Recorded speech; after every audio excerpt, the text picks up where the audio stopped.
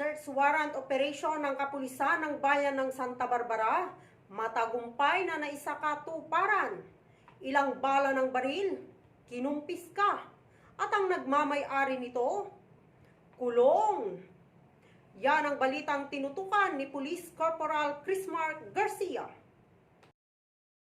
Kamakailan ay naglunsad ng search warrant ang impilan ng Santa Barbara Police Station sa pamumuno ni Police Major Angelo G. Camuyot.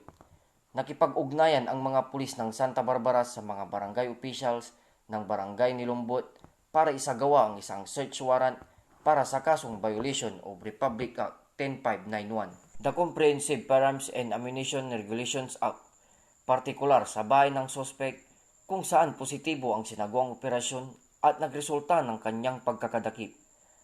Habang isinasagawa ang nasabing search warrant, partikular sa kwarto ng sospek, ay sinaksihan ito ng mga barangay official, asawa ng sospek at ang sospek, na kung saan nakita sa bandang itaas ng kahoy na cabinet ang 2 piraso ng live ammo, 12 gauge shotgun at 3 pirasong live ammunition of caliber 45 with marking USA. Ang isinagawang search warrant ay natapos ng payapa at matagumpay dahil na rin sa kooperasyon ng sospek at pamilya nito.